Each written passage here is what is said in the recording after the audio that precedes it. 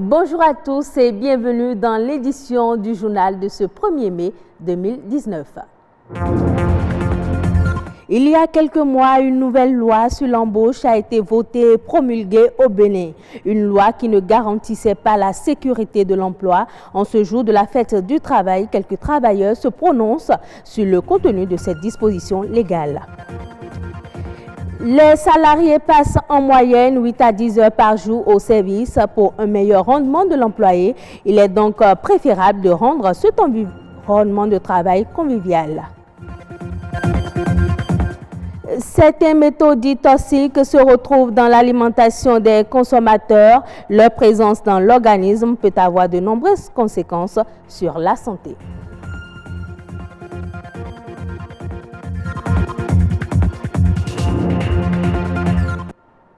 1er mai, c'est la fête des travailleurs. La communauté internationale a choisi ce jour pour rendre hommage aux travailleurs partout où ils se trouvent sur la planète. Au Bénin, la célébration de cette journée replonge fonctionnaires et agents contractuels de l'État et du secteur privé dans une profonde réflexion sur la nouvelle loi sur l'embauche en vigueur au Bénin. Une loi qui aurait rendu l'emploi précaires, syndicalistes et avocats tentent ici d'apprécier cette loi. Les précisions dans ce reportage de Igor Ayoso et Patrick Adjekoutou. La loi sur l'embauche continue d'alimenter la polémique.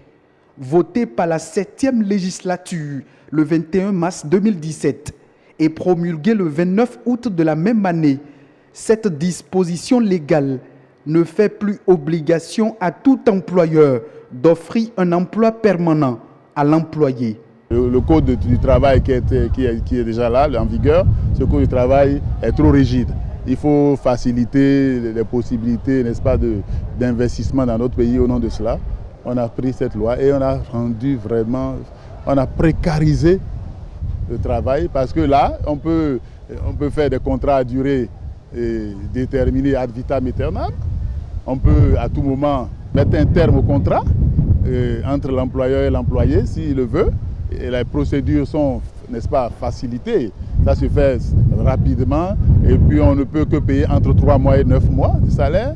Et donc, c'est autant de choses qui font que le travailleur aujourd'hui, il est dans la précarité. La loi sur l'embauche et la résiliation du contrat de travail seraient peut-être mal comprises et mal interprétées. Approché, l'avocat donne sa lecture de la loi. À mon sens, je ne vois pas en quoi la loi instaure une précarité de l'emploi. La loi instaure plutôt une flexibilité de l'emploi. On peut faire partir de manière plus facile. Ça veut dire que de la même manière, on peut recruter tout aussi facilement. Donc, c'est l'emploi où le poste étant là, je peux faire partir facilement. Et comme je le dis, je peux également recruter facilement. Si un employé s'en va, c'est un autre employé qui est engagé. Donc l'emploi lui-même est pourvu. Donc on ne peut pas parler de précarité de l'emploi. Il apparaît alors que les points de vue divergent sur le contenu de la dite loi.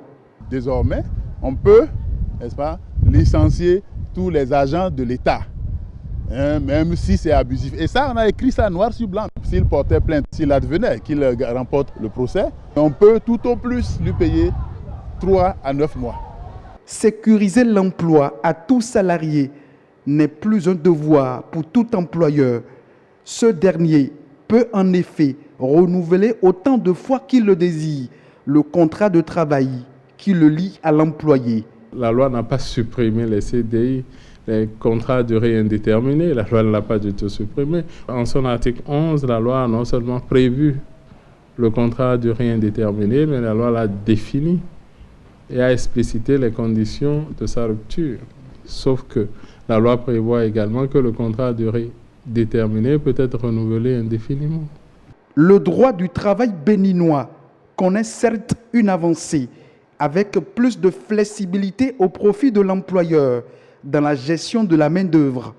En revanche, il ne garantit plus aux travailleurs un emploi permanent. On reste toujours dans le cadre de la célébration de cette journée du travail pour parler cette fois de la bonne santé physique et émotionnelle des employés qui garantit donc la bonne santé de l'entreprise. Employés et employeurs doivent donc créer une bonne ambiance conviviale pour la prospérité de l'entreprise. Mais force est de constater que le code de travail n'est pas toujours respecté et plusieurs employés en souffrent. Chaque jour que Dieu fait dans le monde, il y a plus de 7000 décès liés au travail, y compris les maladies professionnelles. Les conditions de travail dangereuses qui sont responsables de ces décès, ces maladies, l'environnement de travail insalubre va entraîner le dégradement, la dégradation progressive de l'état de santé des travailleurs. Au Bénin, il y a beaucoup de gens qui meurent de leur travail, mais qui ne sont pas comptés dans les statistiques, parce que ce n'est pas déclaré. Dans le cadre du travail, il est requis que chaque entreprise ait un médecin du travail qui s'occupe de la santé, du bien-être du travail et des conditions de travail. Et là, c'est du devoir de l'employeur d'offrir ces conditions aux travailleurs. Tout secteur peut constituer un risque. Il n'y a pas de risque négligeable, mais il y a des niveaux de risque en fonction des activités qui se mènent. Donc quand vous prenez le secteur des BTP, c'est bâtiments, travaux publics, vous avez des niveaux de risque élevés, surtout ceux qui vont travailler sur des niveaux d'étage élevés. En termes de bilan, au Bénin, en ce qui concerne la sécurité et la santé au travail, on dirait qu'on est en train de faire notre petit pas.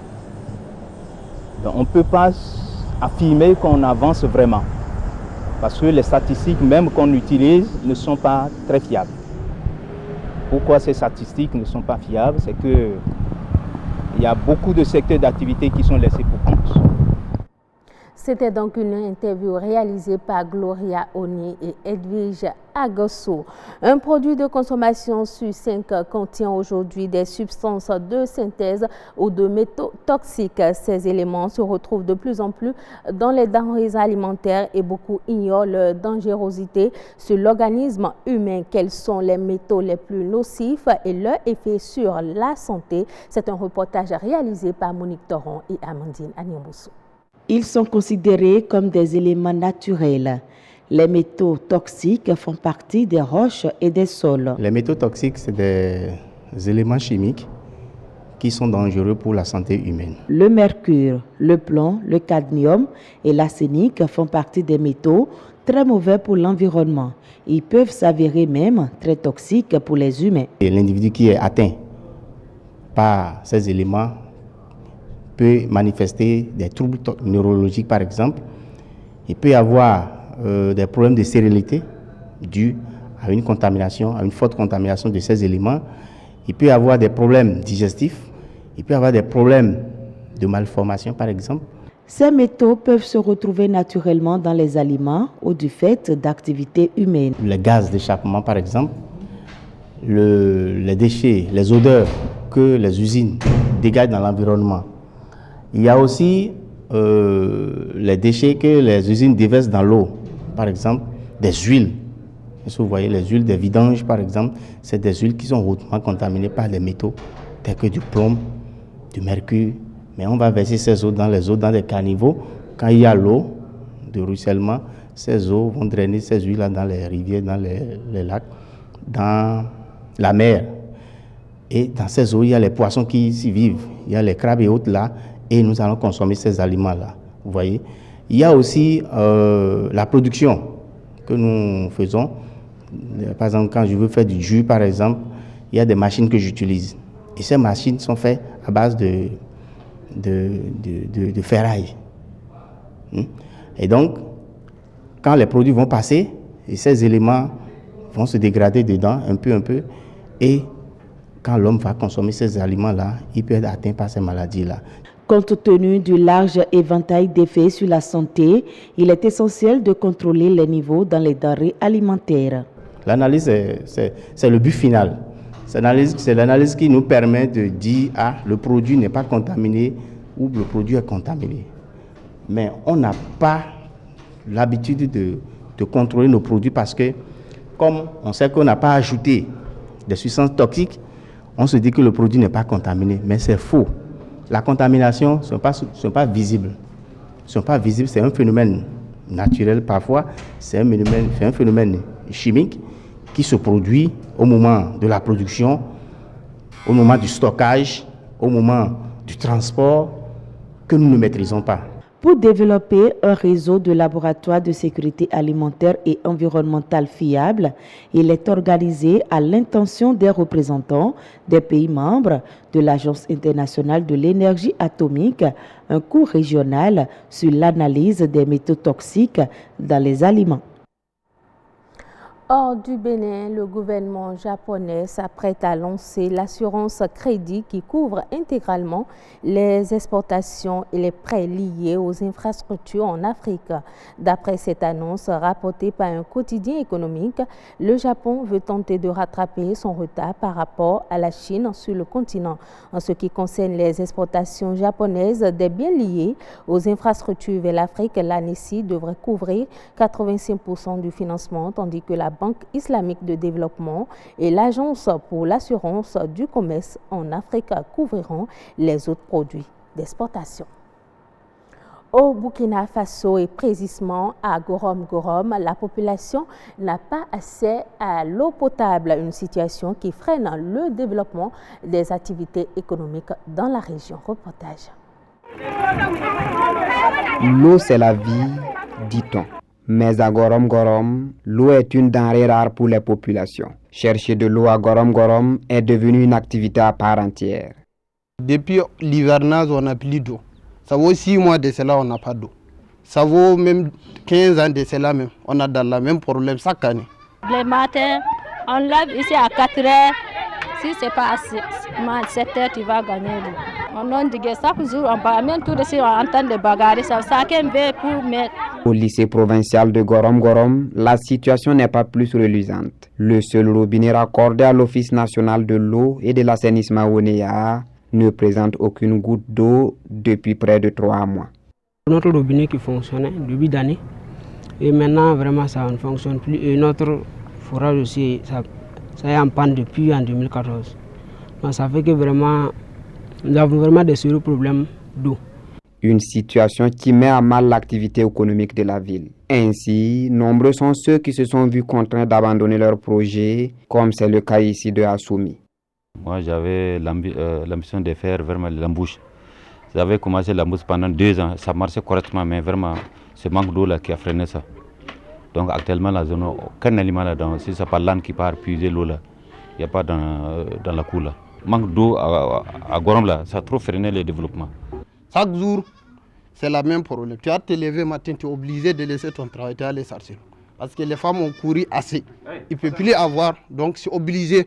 Maintenant, les hommes, chacun va gâter son travail pour s'arrêter et aider sa famille. Sinon, vous n'aurez pas l'eau à boire en parlant de cela. Et le problème d'eau même qui a fait aujourd'hui, si je dis, je connais un métier. Tout mon esprit là, c'est devenu l'eau. Conscient des souffrances des populations, le conseil municipal a entrepris des actions afin de soulager ces populations en détresse. C'est des postes autonomes solaires. Ils marchent avec des plaques solaires. Et avec ces postes, on a pu mettre en place 10 bonnes fontaines à travers la ville. Et pour l'instant, nous avons commencé à desservir l'eau à travers les secteurs de Gorom. Je dirais les 4/5 de la population sont servis. C'est juste le nouveau quartier qui n'est pas concerné actuellement par ce programme. Il s'agit de 3 mini AEPS, donc d'une capacité de 10 mètres cubes par AEPS. C'est 3 réseaux. Donc on a un réseau de 10 bonnes fontaines et sur chaque bonne fontaine on a 3 têtes qui sortent pour pouvoir ravitailler quand même. À côté, des initiatives se sont développées pour réduire la corvée d'eau à travers la construction de puits. Il y a beaucoup de gens, il y en a qui payent, il y en a qui ne payent pas. Il y en a qui donnent parce que le puits même, les gens qui rentrent dedans là, il faut le payer.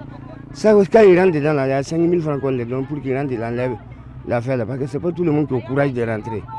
Malgré toutes ces actions, les attentes en eau des habitants de Gorom demeurent nombreuses. Et la situation va s'aggraver avec l'arrivée massive des déplacés internes due à l'insécurité dans la localité. Gorom Gorom reste de ce fait une cité qui attend des actions fortes en matière de fourniture d'eau afin de soulager les populations. Fin de cette édition. Merci de l'avoir suivi. Bonne fête du travail à toutes et à tous.